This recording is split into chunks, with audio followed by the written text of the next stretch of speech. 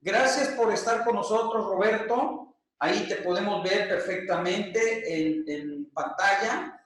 Y realmente queremos agradecerte tu generosidad por estar con nosotros, por participar de esta manera, de manera ahora sí que adaptada a las circunstancias, para poder compartir con la gente, con todos nuestros amigos, colegas, público en general, que hoy están pendientes de las cosas que suceden alrededor de lo que estamos viviendo y quieren respuestas.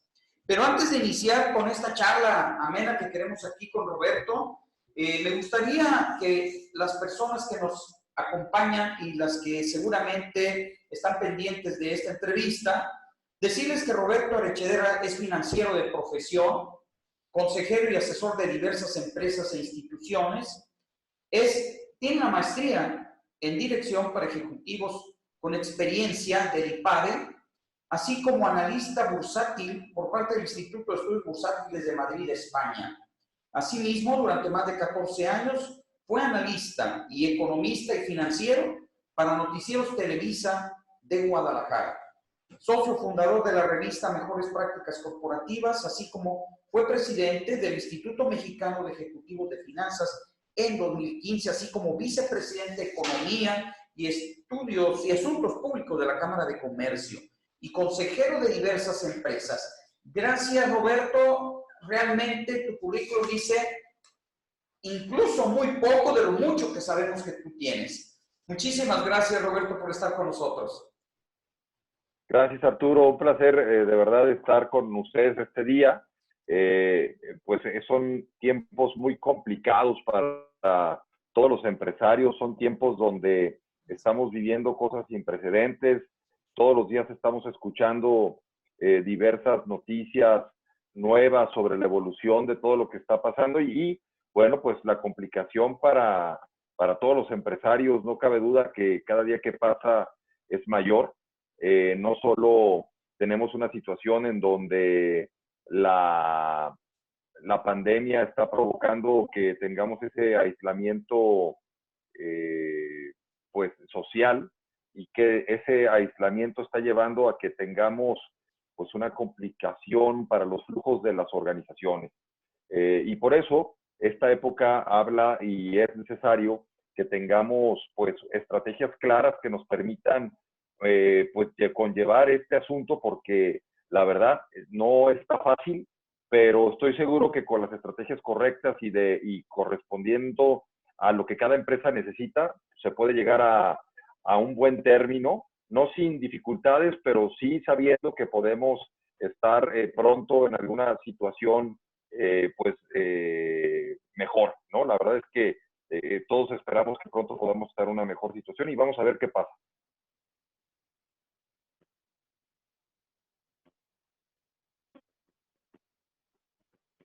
Sin duda que estamos todos pendientes, Roberto, de los acontecimientos diarios. Yo creo que no había yo tenido una experiencia, creo que todos no habíamos tenido una experiencia de que las cosas que ahorita están aconteciendo, hoy a mediodía, tarde, en la noche pudieron haber cambiado. Y mañana a lo mejor amanecemos con nuevas historias, con nuevas noticias. Estamos en un momento de, ahora sí que de realidad virtual, ¿sí? Si quisiéramos verlo de esta manera, en donde esta realidad, más allá de lo que estamos sufriendo, porque realmente todos el hecho de la incertidumbre genera pues toda una clase de temores, de miedos y de circunstancias que a veces no están en nuestro control. Pero bueno, un experto como tú, Roberto, pues obviamente hay N cantidad de preguntas, y la primera que es obligada. Nosotros estamos enfrentando un problema de sanidad o salubridad, pero lo que viene es la parte financiera, la parte económica, la parte de lo que la gente espera regresar a su vida normal. En este momento llevamos 2-3 semanas prácticamente confinados en casas, en los hogares, con actividad económica muy baja, centros comerciales de nivel de importancia han cerrado y siguen cerrando. ¿Qué ¿Qué le dirías a la gente hoy? ¿Qué tendría que prever? ¿Qué tiene que hacer? Tú por ahí titulamos esta entrevista con una denominación muy atractiva y todos estamos esperando los 7 hábitos, ¿sí? Los 7 hábitos financieros ante la crisis. Compártenos, Roberto, según tu visión y tu experiencia, ¿qué es lo que tendríamos que estar analizando y revisando? Adelante. Bueno, fíjate que las, digamos, las implicaciones de esto en cada una de las organizaciones será diferente. Por ejemplo, para un hotelero, para una persona que se dedica a las excursiones, para alguien que su actividad económica está ligada al turismo, pues está pasándola muy mal. Definitivamente, pues hemos visto cómo el gobierno federal ha tomado pues decisiones fuertes, decisiones difíciles en este ámbito y pues las empresas que están en los distintos sectores están teniendo afectaciones de distinta índole. La verdad es que se vienen semanas por delante que van a ser complicadas. De hecho, el día de hoy, en una entrevista con Joaquín López Dóriga, el subsecretario López-Gatell decía que es posible que el distanciamiento social pudiera alargarse más allá inclusive de mayo y esa circunstancia pudiera ser muy grave para las empresas. Esa circunstancia pudiera generar que los flujos de efectivo verdaderamente ocasionen cierres masivos de algunas organizaciones. Hay que recordar que acabamos de pasar la última quincena de marzo. Las personas y las empresas ya venían con una cierta tendencia o digamos una cierta trayectoria de flujos que venían cobrando durante el mes de marzo y eso les permitió hacer frente a algunas cosas ya al final de este mes. Sin embargo, para el mes de abril lo complicado va a venir a partir de la primera quincena. ¿Qué sucede? Que estamos empezando Semana Santa, estamos empezando, si bien una Semana Santa atípica históricamente, como bien decías tú hace un rato, pues nadie nos imaginábamos un tema como el que estamos viviendo. Y bueno, pues las empresas tienen que tener un claro camino que hacer al respecto. Y me voy a permitir comentar algunas cosas. Si me lo permites, independientemente de que la charla se denomina 7 estrategias, yo creería que pudiéramos centrarla si bien son 7 las que voy a comentar, pero yo las dividiría o subdividiría en 3. Y lo primero que diría es que tenemos que hablar de estrategia dentro de la empresa, de la parte de planeación financiera y de la parte de dirección o la gestión organizacional para poder entender hacia dónde podemos llevar las empresas. En la parte de estrategia, que es la primera, pues digamos la primera estrategia que hay que hacer es revisar nuestros fundamentales de la organización. Hay que revisar las bases de nuestra filosofía como empresa. ¿Cuál es nuestra misión? ¿Cuál es nuestra visión? ¿Cuáles son nuestros valores? Y tenerlo muy en clave y revisarlo de tal manera que podamos decidir si estos son la misión, valores y visión que nos van a llevar a tomar decisiones que necesitamos en este momento. De tal manera que sean la guía para que todos en la organización podamos tomar decisiones. Lo segundo es que debemos de generar estrategias rápidas. ¿A qué me refiero? En inglés le llamaría quick wins, no triunfos rápidos. Pero hay que hacer cosas muy concretas porque los tiempos requieren que tomemos decisiones no a la ligera, pero sí con una velocidad que permita a la organización hacer el cambio o el giro que requiere. Lo primero, hay que revisar la cartera de clientes. ¿Qué clientes tengo? ¿Me van a poder pagar? ¿No me van a poder pagar? ¿Qué tipo de negociaciones voy a poder hacer con cada uno de ellos? De manera que pueda yo obtener el máximo de liquidez, digamos, cuidando la relación con ellos. Porque si caemos en una histeria y, por ejemplo, el día de hoy, un amigo mío me compartía que uno de sus clientes ya lo había amenazado, más bien uno de sus proveedores ya lo había amenazado con demandarlo porque le había pedido unas 2 o 3 semanas más para pagarle. Efectivamente vamos a topar con este tipo de cuestiones y entonces hay que entender a qué clientes les podemos pedir que nos paguen ahora, a quienes hay que entender que por más que quieran no van a tener la liquidez para hacer frente a un pago hacia nosotros y sobre eso irlo resolviendo y llegar a acuerdos. Si alguien no puede hacer un pago de una factura al 100%, pues llegar a pagos parciales. Si alguien me debe por decir una cantidad al aire, 100,000 pesos, pues a lo mejor me puede pagar 30,000 pesos en este momento, que será mejor que nada, y así sucesivamente en los siguientes meses.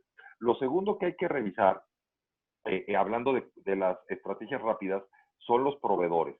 Y hay que entender a qué proveedores tengo que pagarles, cuáles proveedores son base para seguir operando mi organización y cuáles no. Hay que jerarquizarlos de manera que yo pueda decidir a cuáles les tengo que hacer un pago, porque eso me llevaría, si no les pago, a que me dejen de surtir y por ende a tener un freno en la recepción de materias primas, y que eso haga que mi producción en proceso, mi producto terminado, no pueda salir al mercado. Entonces hay que entender qué proveedores y qué planes de pago les puedo hacer. Lo mejor y la recomendación que le hago a la gente en este ámbito es que verdaderamente se adelanten y se anticipen a que el proveedor les llame, manden una carta, hagan un acuerdo, deleguen entre su gente de contabilidad, la parte administrativa, que le llamen a los distintos proveedores y les digan, oye, estoy en esta circunstancia, mi flujo de efectivo se ve por este lado, y entonces te voy a poder pagar así, así, o así preveo que te voy a poder pagar, de manera que hagamos frente juntos a esta situación y voy a hacer un esfuerzo por darte liquidez. A lo mejor no te puedo pagar al 100% todas las facturas, pero te puedo ir abonando algunas partes y entonces poder llegar a acuerdos con los proveedores. Hay que entender qué financiamiento tengo acceso en este momento, por otra parte. ¿Qué créditos bancarios tengo? ¿Qué líneas disponibles tengo? Si puedo obtener alguna línea de emergencia con alguna institución. Y si ya tengo algún crédito y me está asfixiando el potencial pago que debo hacer durante el mes, debo de acudir a la institución financiera y aprovechar algunos de las ayudas que están dando, que muchos de nosotros lo sabemos. Los bancos han derivado de la pandemia que estamos viviendo, se han solidarizado y están ofreciendo plazos entre 4 y 6 meses para poder hacer pagos a los distintos créditos o financiamientos que las empresas y las personas físicas tienen. Pues hay que analizar qué se requiere hacer, y están resolviendo bastante rápido. Me he topado con que algunas empresas y algunos amigos cercanos han hecho digamos, todos sus trámites y le han resuelto en 1 o 2 días para poder hacer este plazo, lo cual me parece que es importante. Aunque hay que recalcar aquí que en el caso de los financiamientos no es mágico que vaya a suceder que les den el plazo nada más porque los bancos lo ofrecieron. Hay que hacer el trámite y tenerlo por escrito para que en alguna circunstancia futura podamos hacer una reclamación si las cosas no se cumplen de acuerdo a lo que se estipuló.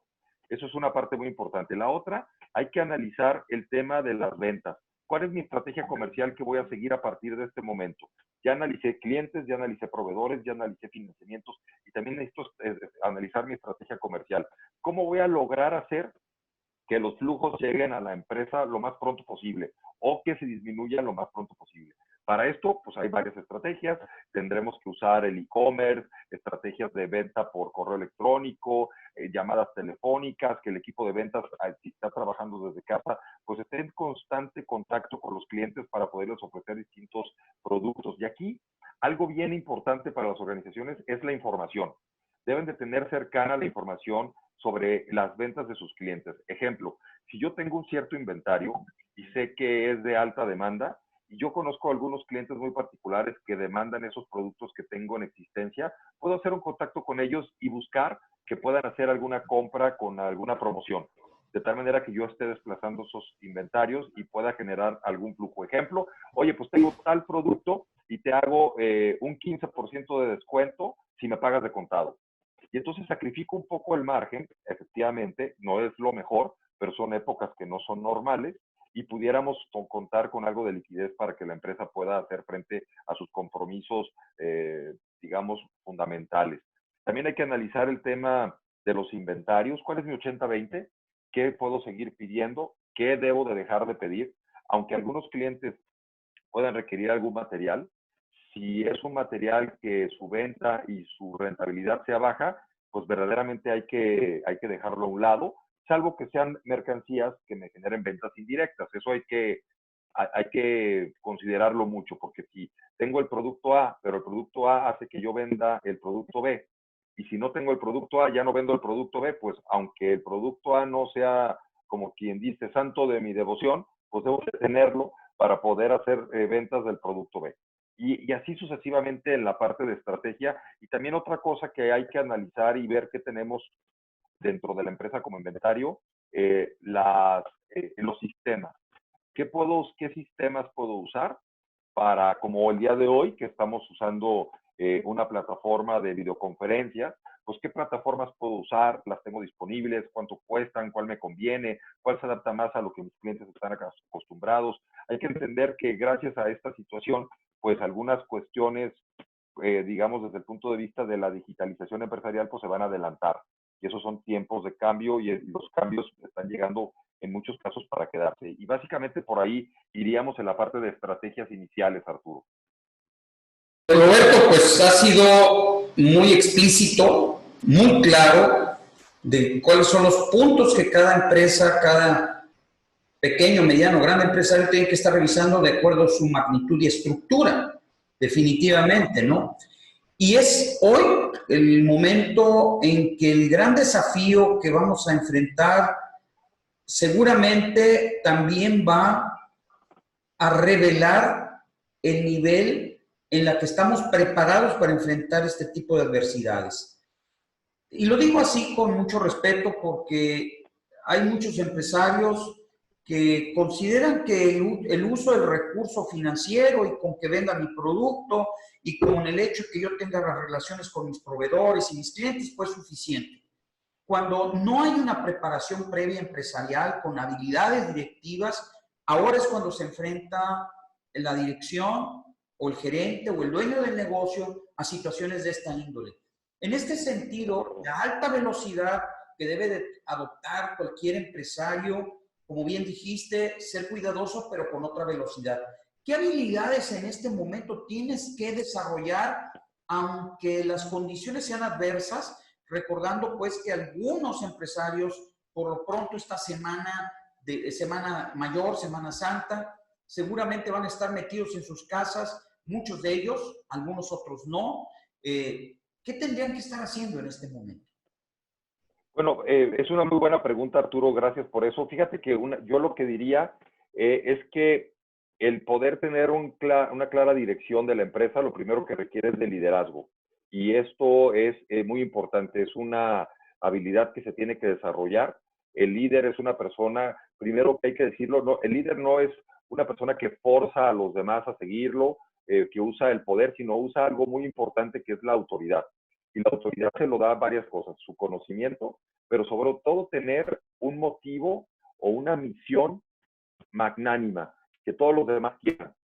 Si la empresa tiene una misión de surtir mercancías para el bienestar de la población en algún aspecto, pues que toda la gente diga, oye, es que lo que nosotros hacemos en la empresa genera un bien. Es un poquito como la fábula esta de cómo ven las personas lo que hacen dentro de la organización. Y me recuerda la cuestión esta de que llegó una persona a ver cómo estaban construyendo una barda en una construcción. Y le preguntó primero al albañil, oye, ¿tú qué estás haciendo? Y el primero le dijo, pues yo estoy aquí pegando unos ladrillos para construir una barda, ¿no? Y llegó con el segundo y le preguntó, oye, ¿tú qué estás haciendo? Y volteó y le dijo, yo estoy construyendo una catedral. ¿Sí? Y es una diferencia muy grande. En ese sentido, la verdad es que el tener la visión amplia y hacia el futuro ayuda, y el líder es el que transmite o facilita que las personas, sus colaboradores, entiendan esa causa más grande que todos y que es noble y que por lo que la empresa está buscando hacer una actividad y evidentemente a raíz de ese negocio. Otra habilidad que es bien importante desarrollar, Arturo, es el tema de la delegación. Un buen director debe de aprender a delegar. Muchos directivos, dueños de empresas, pues son el hombre orquesta. Es una manera muy natural de ir creciendo en una organización. Es muy natural que el fundador sea quien toma las decisiones últimas y que esté acostumbrado que su palabra sea la última. Pero en estos tiempos de alta incertidumbre y de colaboración a distancia, es bien importante que aprenda a delegar. Y se me viene a la mente digamos, algo que decía Carlos Llano, fundador del IPADE, que seguramente más de alguno de nosotros conocemos, y él decía que un director tiene 3 tareas fundamentales para poder hacer una buena dirección. Y le decía, lo primero es que hay que dar que hacer. Lo segundo es hacer. Y lo tercero es dejar hacer. En otras palabras, lo primero es que hay que delegar. Hay que ver que las cosas que delegamos se cumplan, porque ya ves que por ahí dice la frase que orden dada no supervisada no se ejecuta, no te preocupes, no iba a decir la otra palabra.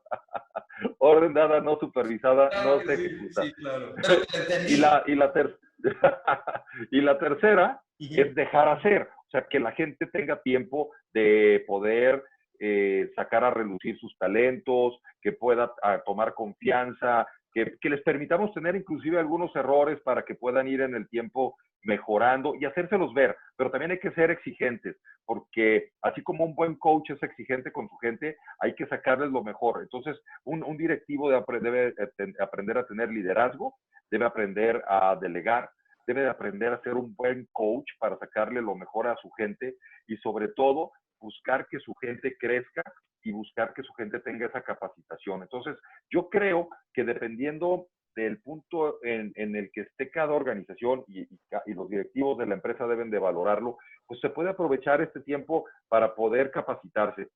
Hay un sinnúmero de webinars, hay un sinnúmero de cosas que hay en el mercado, las cámaras están ofreciendo mucho, instituciones como la que tú representas ofrecen cosas que los empresarios pueden aprovechar y usar este tiempo de baja actividad pues para poder generar habilidades directivas en su gente, para que cuando reactivemos estemos con los motores al 100 para aprovechar todas las oportunidades. E inclusive hay que tomar en cuenta algo. A pesar de que todos deseamos que esto pase pronto y que mucha gente dice, no, seguramente después de Semana de Pascua esto va a resolverse y vamos a regresarnos, no va a suceder así. La verdad es que las probabilidades más altas es que la vida haya o esté dando un cambio importante y que a partir de hoy el distanciamiento social sea un modus operandi de todas las organizaciones. En lo personal, yo considero que inclusive, por ejemplo, los cines, la manera en que estaban acostumbradas los asientos se van a distanciar y las salas de cines van a tener muchos menos asientos, o por lo menos la asignación de asientos va a ser con distancia. Los centros comerciales y las grandes tiendas departamentales muy probablemente, esto estoy siendo futurista, pero muy probablemente operen inclusive a partir de citas, de manera que pueden estar 200, 300 personas en el centro comercial, en la tienda departamental, pero guardando unas ciertas distancias. Y así muchas cosas en la vida diaria van a ir cambiando. Si no me lo creen, recordemos lo que sucedió con los ataques de las Torres Gemelas en Nueva York, el famoso 9/11, el 9/11. La vida cambió. Antes no estábamos acostumbrados a pasar arcos en los aeropuertos, a quitarnos los zapatos, a hacer X, Y, Z, y entonces pues hacer un sinnúmero de cosas al respecto para poder tener una clara situación de ¿cómo se Sí, llama? de entender que las cosas se tienen que ir adaptando a las circunstancias y nuevos aprendizajes, Roberto. Es correcto. Entonces, todo esto se tiene que hacer y tenemos que buscar adaptarnos a la circunstancia. Son tiempos de cambio, son tiempos de donde el empresario tiene que ser resiliente, flexible, se tiene que adaptar, tiene que impulsar a su gente, motivarla. El líder en este momento no puede echarse a llorar y decir no puedo. Es el momento que tiene que sacar lo mejor de sí para transmitírselo a su gente y ayudarles a que salgan adelante todos, a pesar de que sea el más preocupado de todos y posiblemente el que más riesgos esté tomando. Sin duda, lo acabo de decir claramente, el líder se tiene que enfrentar, confrontar y salir avante en todo lo que hoy va a vivir, y creo que es el último, como cualquiera de los buenos capitanes, el último que se hunde, ¿sí? El último que en todo caso se hunde. Sin embargo, bueno, lo que mejor esperaríamos y lo que desearíamos todos es que nadie se nos hunda, al menos en nuestro país. Obviamente que quisiéramos que el mundo regresara a su etapa de pues, producción, productividad y cambios que se están haciendo a nivel mundial. Sin embargo, esto nos vino a mover el tapete a nivel mundial. La razón que haya sido, si fue inventado o no inventado, si fue sembrado o no sembrado, como haya sido, se le salió de las manos y alguien piensa que lo hizo sembrado, ¿no? Pero si no es así, la razón que sea, hoy nos estamos enfrentando a una situación compleja, altamente compleja. Me gustaría, ahorita que has hecho todo este gran pasaje por todo lo que tiene que ser un empresario. Hay preguntas que probablemente son complicadas de responder, pero sin embargo no dejan de estar en el ánimo de la gente, ¿sí? Entiendo. En este sentido, me quiero referir a la parte de qué crees que vaya a suceder, aunque no tenemos la bolita mágica. ¿Aumentarán las tasas de interés? Iniciaremos aquellas épocas de nueva inflaciones, ya no digo de 3 dígitos ni lo mande Dios, ¿verdad? Pero que sea de 2 dígitos, que el dólar se dispare a 28 o 30 pesos. ¿Qué es lo que tú, con los medios en que tú te mueves, tú eres un experto en materia financiera, tienes tu firma de financiera a nivel nacional e internacional, te mueves con clientes a nivel internacional? ¿Qué es lo que crees que puede ocurrir en todo esto? Son las preguntas que muchos están haciendo en este momento. Sí, gracias Arturo por la pregunta y la oportunidad de contestar. Mira, verdaderamente, por ejemplo, en la parte de tasas de interés, en general estamos viviendo una época volátil. El que diga que tiene la bolita mágica o la varita la varita de Harry Potter, pues está mintiendo. La verdad es que ojalá que todos supan. Pero lo que sí quisiera decir es lo siguiente. Este tema va a pasar y en el tiempo vamos a ver la gráfica y vamos a ver una caída y vamos a decir, ah, mira, hace 5 años ahí fue la caída con la crisis del coronavirus. ¿Por qué? Empezando, por ejemplo, por las tasas de interés. Me da la impresión que las tasas de interés, al ser un instrumento de política monetaria y un instrumento para poder una tendencia de las tasas a nivel internacional y que es muy probable que, a diferencia de otras crisis que hemos vivido, como la crisis del petróleo del 1982 o del dólar en ese momento, la crisis del tequila, las crisis de las .com, la crisis del 2008 con las hipotecas subprime. Ahora es diferente porque tenemos un elemento exógeno que está, digamos, contaminando los mercados financieros. Pero per se los mercados financieros estaban en una trayectoria de crecimiento, Estados Unidos venía creciendo, Europa venía recuperando en algunos países el crecimiento, a pesar de que había unos muy complicaditos, como Alemania, como Francia, pero Inglaterra venía ahí trastabillando, pero venía tratando de crecer. En fin, veíamos a China con un crecimiento menos acelerado, pero con crecimientos todavía arriba del 6%, 6,5%. Entonces yo creo que una vez que pase todo esto, vamos a recuperar un poco la tendencia de crecimiento y entonces las tasas de interés tenderán a reflejar lo que la política monetaria de los distintos países haga. En este caso, Estados Unidos lo hemos visto que ha bajado de manera importante las tasas de interés. Es previsible que en México sigan bajando. De hecho, esta semana todavía la tasa de interés, si mal no recuerdo, terminó para la subasta de esta semana al 6,29%, una cosa así. La estamos viendo bajar y es previsible que el Banco de México pudiera bajarlo. Inclusive el exsecretario de Hacienda estuvo diciendo que recomienda que las tasas de interés se vayan al 4% para apoyar el crecimiento económico. Estoy seguro que el Banco de México no va a hacer un movimiento de esta magnitud, pero al final del camino veremos eso. El tipo de cambio pareciera que arribita de 25 pesos está estableciendo un techo importante. Es muy probable que lo veamos oscilar entre 23 y 25 pesos, salvo que hubiera una noticia muy negativa que impulsara el tipo de cambio. Pero algo que es positivo y que refuerza lo que estoy diciendo, que muy probablemente lo veamos bajar a niveles de 23, es que los precios del petróleo podrían subir derivado de ya la conciliación que está ejerciendo Estados Unidos entre Rusia y Arabia Saudita para que ambos disminuyan su producción petrolera, y eso podría empezar a elevar los precios del petróleo, y el tipo de cambio nuestro, tipo de cambio peso dólar versus el petróleo, llevan un patrón como de espejo. Cuando el precio del petróleo baja, el tipo de cambio sube. Cuando el precio del petróleo sube, el tipo de cambio tiende a bajar. Entonces vemos ese tipo de jugadas donde las gráficas nos lo van a ir diciendo.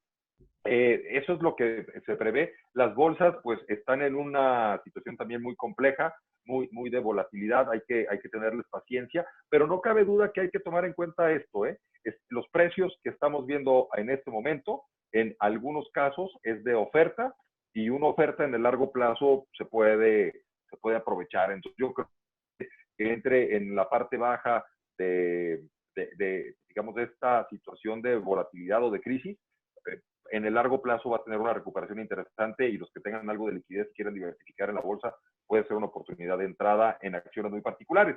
Hay quien dice cuáles. Bueno, me parece que las acciones que van a tener un comportamiento interesante son aquellas que están relacionadas con el ámbito comercial, con la salud y con el comercio desde el punto de vista del e-commerce. Un ejemplo claro podría ser Amazon. Muy Y bien. eso es lo que se prevé. Yo creo que nos has dado toda una explicación amplia de cómo la puedes ver y como bien dijiste al principio, es que si alguien viene con esta varita mágica, pues lo más seguro es que nos esté engañando.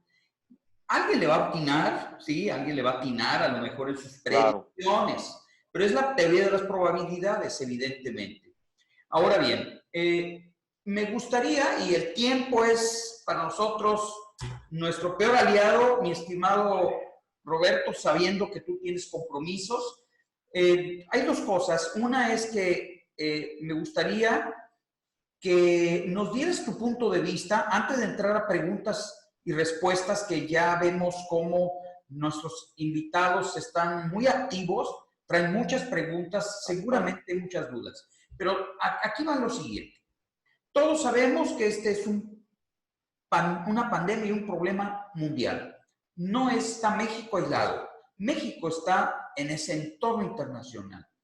Pero tenemos otro problema y ese es el gran desafío que cada país, cada economía va a enfrentar. Uno es el efecto exógeno que tú mencionaste y el efecto interior de su país y de su economía.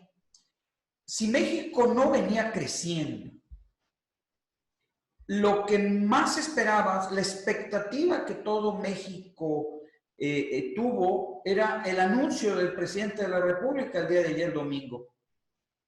Y esperanzado a que hubiera los grandes anuncios, aquellos anuncios que le dan tranquilidad al pueblo mexicano, a las empresas, a todo el factor de productividad del país. Aquí ya no se trata de colores, aquí ya no se trata de ideologías, aquí se trata de realidades.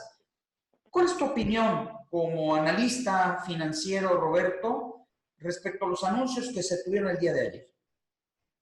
Pues mira, la verdad, Arturo, yo creo que hay dos ópticas con las que se puede ver. Una es en donde el presidente López Obrador no cambia el rumbo. Está claro que tiene un programa de gobierno muy orientado a de sectores, muy orientado hacia la base que le dio el triunfo y que son la gente que requiere y que le está dando apoyos a través de los distintos programas de beneficio social. Ha dicho que a ellos son los que le seguirá apoyando. Y por la otra parte está polarizando de manera muy concreta a la base empresarial. Una base empresarial que a voz de la gran mayoría de los organismos cúpula le pedía un apoyo en distintos ámbitos, créditos baratos y sobre todo la posibilidad de diferir el pago de impuestos y de cuotas obrero-patronales. Y eso no llegó el día de ayer. Inclusive en la mañanera del día de hoy decía él de una manera muy triste que necesitaba el pago de los impuestos para hacer frente a todos los programas sociales de apoyar a los pobres. Y tiene razón. Yo creo que el problema que tenemos es un presidente que está sesgado hacia esa parte, pero se olvida, y en algún comentario en un noticiero en la mañana le decía yo al entrevistador, es que pareciera que no le contaron la fábula de la gallina de los huevos de oro. Y entonces cree que abriendo la gallina va a encontrar todos los huevos ahí y que con eso se va a hacer rico y que no importa lo que tenga la gallina. No, o sea, el pago de impuestos es como en la fábula, va llegando conforme la gallina va poniendo sus huevos y poco a poco le va a ir generando una riqueza. Porque si bien son de oro, pero no están, digamos, no se crean mágicamente. Tienen que haber una paciencia y hay elementos que los generan. Entonces, si las empresas no están teniendo flujo, no están generando empleos, por lo tanto no están generando empleos, impuestos, perdón, nos están pagando, pues tarde o temprano eso nos va a alcanzar y va a pegar a la manera en que el gobierno está ejerciendo esos programas y vamos a ver qué sucede, porque a mí lo que más me preocupa es que es un hombre que pareciera que no le están diciendo de manera correcta lo que está sucediendo no solo en México, sino a nivel internacional, porque habla del neoliberalismo como si fuera algo malo, sino el poder del mercado es algo bueno. Estoy de acuerdo que ha generado mucha polarización, estoy de acuerdo que hay que generar un cambio en el modelo y una matización del mismo hacia no olvidarnos de los más necesitados. Estoy de acuerdo, la educación tiene que ser una primera parte para lograrlo, pero no estamos hoy para resolver eso dando dinero por todos lados. Lo que tenemos que hacer son programas claros de apoyo para las empresas y que las empresas puedan salir de este trance lo mejor posible para que cuando se recupere la situación podamos seguir con el crecimiento económico. Y eso es lo que está olvidando nuestro presidente. Pues sí, lamentablemente creo que se están viendo las cosas con diferentes espejos. Creo que nadie podría negar que la ayuda a la gente más necesitada, la gente que vive en situaciones de veras de crisis, y que es una crisis que no es de un día, ni de dos, ni una semana, ni de una cuarentena, es una crisis permanente por su situación de vulnerabilidad. Creo que los ojos voltear hacia allá está muy bien, pero no se trata tal cual como tú lo dijiste, olvidándonos del resto de los participantes y mucho menos de quienes están generando la riqueza, para que lleguen los impuestos y los impuestos lleguen después a los más necesitados. Creo que ahí está la gran eslabón que se tiene que cuidar y que lamentablemente no estamos viendo. Bueno, pues lamentablemente el tiempo se nos está acabando y me gustaría, Roberto, ya para no quitarte más tu tiempo, si me regalas un espacio para contestar algunas preguntas. A David, claro. David Solís, gracias por estar sintonizándonos en esta entrevista, y nos pregunta, dice, con el paso de los días y las semanas, la gente que está haciendo home office tendrá una caída en la productividad por el aislamiento social, y la pregunta es, ¿cómo podemos manejar o cómo nos podemos anticipar a esta situación? Es una muy buena pregunta. Definitivamente es un reto, pero la manera de resolverlo es a través de actividades, objetivos muy concretos y sobre todo el establecimiento de evidencias o resultados que hagan que sepamos que la gente está trabajando. Anteriormente el estilo es, pues tú llegas a las 9 de la mañana, sales a las 2, regresas a las 4, te vuelves a ir a las 7, e inclusive las empresas tienen relojes checadores para poder supervisar eso, ¿no? Pero pues nadie nos garantiza que la gente, a pesar de que esté ahí, pues quiera o esté trabajando al 100%. De hecho, hay estudios que dicen que 8 horas de trabajo pues realmente son alrededor entre el 30 y cuando mucho el 40% de productividad de las que se tienen reales. También, por otra parte, se dice que cuando se tienen metas muy concretas y un programa de trabajo adecuado en el home office, la productividad tiende a subir derivado de que la gente tiene menos distractores. No está el compañero al lado preguntándole que cómo están las chivas o el de al frente para decirle cómo le fue a X y Z cosas. La socialización se da de una manera menor derivado del distanciamiento social. Y bueno, pues eso se puede aprovechar teniendo un programa de trabajo que se esté supervisando. Y entonces el reto será supervisarlo con entregables, con actividades concretas y que la gente sepa qué tiene que hacer y dividirlo muy bien. Y esa es la manera de que podemos evitar que la productividad baje. Yo considero que por ahí es y bueno, pues inclusive hay software que existen en el mercado. Uno muy conocido es Write, como si fueras a escribir Write, de escribir en inglés, pero con K, ¿no? Se los voy a poner en el chat para que si alguien lo quiera. Claro. Sí, hay varios ahí. Hay otro que se llama Slack también que pudieran usar. En fin, hay varios programas de manejo de proyectos que les pudieran ayudar. Al final, inclusive hasta que lo diga así, hasta un Excel sirve, ¿no? Para poderlo llevar, si eso es lo que se les facilita. Al final del camino, lo importante es que tengamos qué hay que hacer, quién lo debe de hacer y cuándo lo debe tener entregado. Y eso es lo fundamental y para que no se baje la productividad. Perfecto, perfecto. Hay una pregunta más. Dice, en este momento tengo inversiones en pesos. Estoy buscando dolarizar o adquirir centenarios. Ok. ¿Qué sugieres para cuidar la inversión o esperar a una posible depreciación del peso?